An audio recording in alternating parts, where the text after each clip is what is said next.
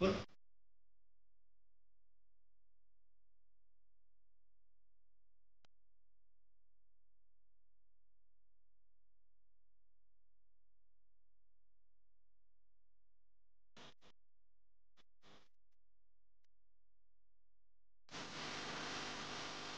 سال کار کردی تا به این موقف رسیده؟ تمرینای ما دیگه متفاوت است. زیادتر وقت کلاب می باشه دیگه. بس زیادتر وقتی که بیرون میریم بعد فازی میریم تا اینکه به روی زمین عادت کنیم.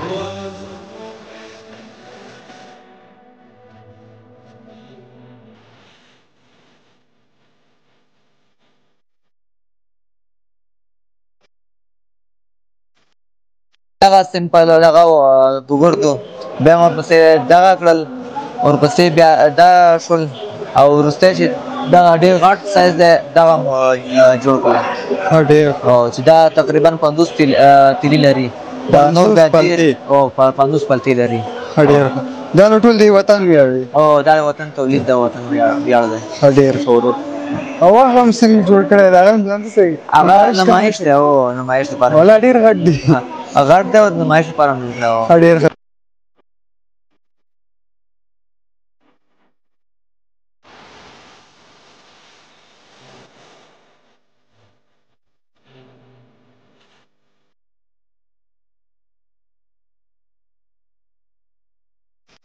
تابلو قسم است که در رابطه با جنگ غزه است و عدالت هست، عدالت جهان و همچنان دوری از اسلام، دوری از انسانیت، یعنی است که میبینیم اینا تشبیه داده شده به عرب و اینا هم که در عقب قرار دادن تشبیه داده شده به جهان غرب که البته مثال اسرائیل و همه تو کشورهای بله جهان.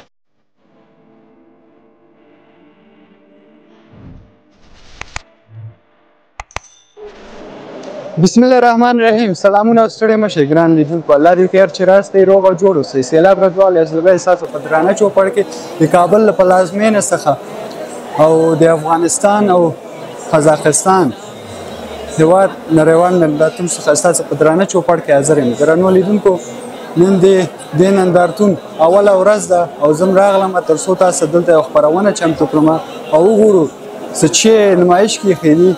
زه به یې وګورم او په تاسو به یې وګورم. نو امید چې زړه م تنګ نه سي، موږ سره مل اوسئ.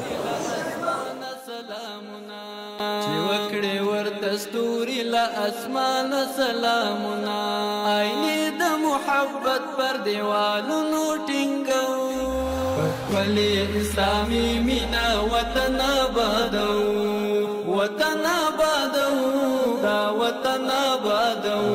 سلام نوندشتک. سلام، خوب هستین؟ سلام خوب است؟ تشکر، سلامت باشین. بخیر باشی. یک معرفی اگه به دوستان کنی بیاز کلی میشناسید خب بازم بخیر باشین. نوید نمایندش هستم، ترینر تیم یونیک باکس پارکور. بسیار خوب. چطور بود نمایشگاه امروز؟ حالا نمایشگاه امروز دیگه خوب بود ماشاءالله. نمایشگاه یک اجتماعی پر رنگ بود دیگه. بسیار خوب. درباره این تمریناتتان اگه صحبت کنیم، شما در کجا آغاز کرده؟ چند سال کار کرده تا به این موقف رسیده؟ تمرینای ما دیگه متفاوت است.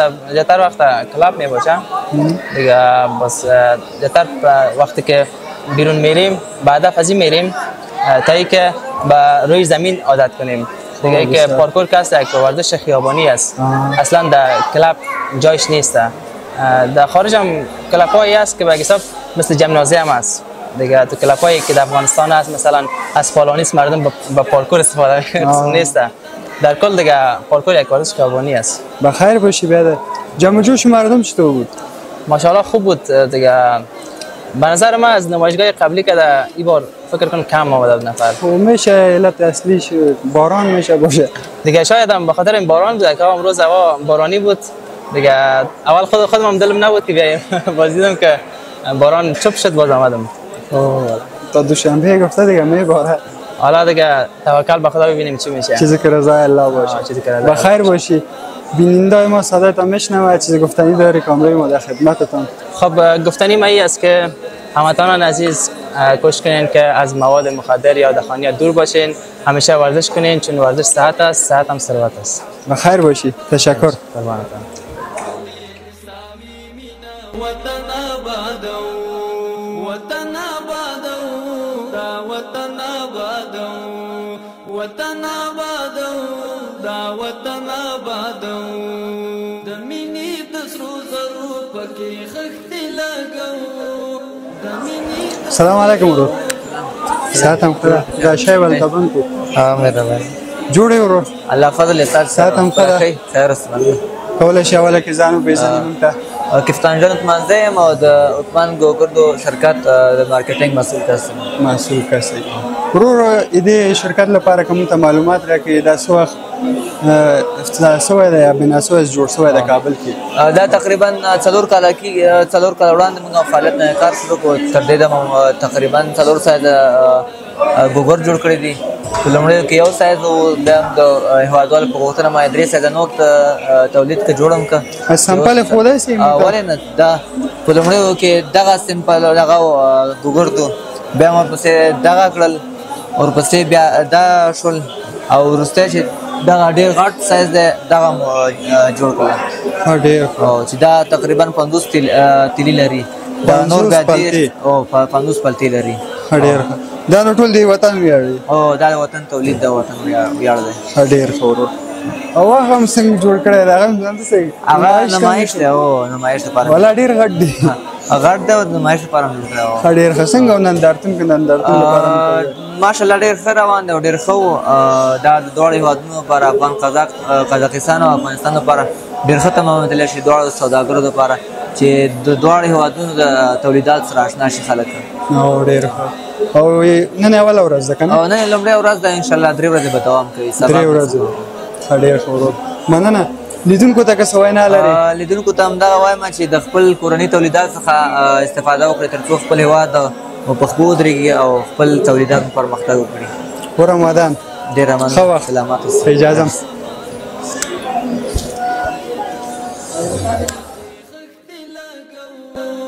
د مینې د سرو زرو پکې خښتې لګو بخولي اسلامي مینا وطن آبادو بخولي اسلامي مینا وطن آبادو وطن آبادو دا وطن آبادو وطن آبادو دا وطن آبادو